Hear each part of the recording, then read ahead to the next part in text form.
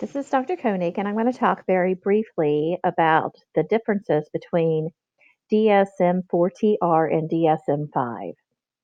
So I'm going to put this in presentation mode so you can see probably a little bit better. So let's get rid of this little tag down here. So the DSM gives us a format for discussing mental and emotional disorders. And a mental or emotional disorder is diagnosable if it creates clinically significant disturbance. That can either be in cognition, the way we think, the way we feel, or our ability to regulate our emotions or our behaviors. And it is going to reflect some type of dysfunction, whether it's psychological, biological, or developmental. So the definition was created for public health and it was created for research purposes, but it's a framework within which, as counselors, we can view folks and the symptoms that they are presenting to us. So DSM 4 TR was replaced in May 2013 by DSM 5. This slide talks about how a lot of people are still using DSM 4 TR. I'm not familiar with that, but you do need to understand DSM-4 TR and the way that a diagnosis was formulated because it looks very different. And there are, folks still around who got their diagnosis when we were under 4. So we update every so many years because we do learn new information and diagnostically things look a little bit different. And we always want to make sure that we're applying new knowledge and that we're using the latest diagnostic system. So even though this talks about folks still using DSM-4, the folks that I know who decided not to go with DSM-5 decided that they were going to switch over and use the ICD either 9 or 10. And that is what folks in just strictly medical use. So sometimes that's a little bit easier. I know at our agency, we have the ability to use either one. And when we use a diagnostic code, whether it's DSM or an ICD code, it will give us the other one as well. So both of them appear on all of our paperwork. Okay, so if you have a client who has been around for a while, they might have a diagnosis that was given to them under DSM-4, or you know, even earlier, I suppose, because DSM-3 had the same type of formulation for diagnosis. So if you see something in a chart that looks like this, Axis 1 is your clinical diagnosis. That's the person coming in maybe depressed or they have panic disorder or an eating disorder or whatever is the focus of your work with that client. That would have gone on Axis 1. So that's really the pertinent place to look first. Thus, I guess why it's called Axis 1. So then we have Axis 2. In Axis 2, we always put personality disorders and anything that would fall under mental retardation. So personality disorders and mental retardation fall under Axis 2 because those are things that we think are stable over time. We perceive personality disorders as being stable over time in in a very similar way as mental retardation and IQ and those types of issues are stable over time. I My personal take on that is I don't think personality disorders are quite that stable, although they are certainly more stable than what we put on Axis 1. And then Axis 3 we used for medical conditions. So if the person had a heart problem or high blood pressure or was a diabetic or something like that, that would go on Axis 3. Then Axis 4 was psychosocial stressors. A child who was in out of home placement or a parent who had had their child put in out of home placement. Um, if they were terminally ill or they had a significant other that was terminally ill or if they were starting college and it was the first time that they were away from home, those kinds of things, all of those are psychological, psychosocial stressors. And then the last thing was a global assessment of functioning. And I have another slide here because global assessment of functioning, um, it, we would look at the scale, which was included in the DSM, and we would try to figure out based on how our client was functioning, where they fit on this scale. The closer to 100 that you could get to, the better you're functioning. The closer down to 1, the worse your functioning was. So you'll see this term GAF, which stands for Global Assessment of Functioning, and this is what it is referring to. So anyone who is falling under, like, at 40, like 50 down here, and where it says serious symptoms, if you're below 50, um, you might be considered for hospitalization.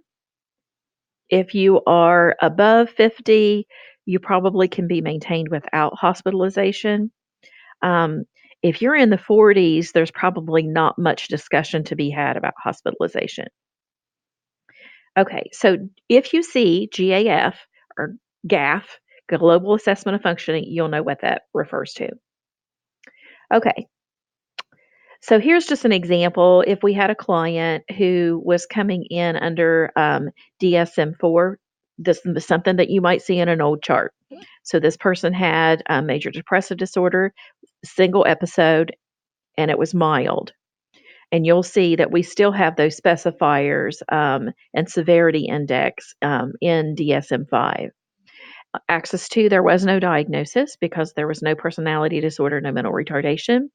The person had asthma, they had problems with their primary caregiver, you see in under axis number 4, and then their global assessment of functioning was 52. So there's it said mild under depression, but 52 sounds like it's not, they're not functioning very well. One of the things that folks really disliked about the global assessment of functioning is that it was not precise enough to really have any meaning. Okay, so under DSM-5, we have a single axis system. So we only have one, we don't go through one, two, three, four, five. We're just saying this is what the diagnosis is. And we put that, um, if they have multiple diagnoses, we put the first most important one, the one that we're going to be working on first, and then we list them out. So if a person has um, substance abuse disorder and they have depression and they have something else, we're going to, which one of those are clinically the most significant? If the person is going to have to go into detox, it's probably going to be substance abuse. That would be first on the list. And then second would be depression. And third would be whatever else is coming on down the line. Okay, well, actually, I just said this. So the ordering of the diagnosis, the principal diagnosis goes first. If it is a diagnosis that has subtypes, it gives you the example here of ADHD, then the subtype is going to go next, and then the specifier. If we need to put a severity, and many diagnoses do have severity on them, whether mild, moderate, or severe, we do that. If it is a provisional diagnosis, that basically means we really couldn't get enough information to say whether all the criteria were met or not, but we suspect that this is what the diagnosis will end up being. We might have that if somebody is not cooperative. We might have that if somebody is coming into a hospital setting and maybe they're psychotic. We might have enough, well, if they're psychotic, we probably could diagnose that. But um, let's say for some reason we can't. Maybe they're just non-communicative, and we think that's what's going on, but we don't know for sure. We would do a provisional diagnosis and try to get more information later and then confirm that or firm it up. So you will hear these terms, and this really is not a thing that is DSM-4 or DSM-5. It's been around for years. All of these terms have been around for years, and we still use them, even though you probably will not see them in the DSM anywhere. You'll see rule out or a capital R/O because it appears that this person might qualify for this diagnosis, but we don't necessarily know that yet. We're going to consider it further, and maybe on down the road we can say yes or no. Um, We used to on um, under DSM-4, we used to put the person might have traits of a particular disorder, but they didn't meet the full criteria. So we would put something like, let's say they had some dependent personality traits. We would put the traits on there. Um, we would put the diagnosis on there, and then afterward put traits so that anyone reading that knew that they weren't meeting the full criteria, but they did show traits of whatever disorder it was that we were identifying. And then you'll see by history or by capital H, capital X. Um, Previous records indicate that a client was diagnosed with whatever disorder it is that was indicated. So we might get records from someone that says they were diagnosed by another clinician with depression or with PTSD or with whatever. Then we would say that is by history. And sometimes it's not by history, it's by self-report. So a client can say, "Yeah, I went to somebody, a couple years ago, and they thought that I had borderline personality disorder." So that would be by self-report.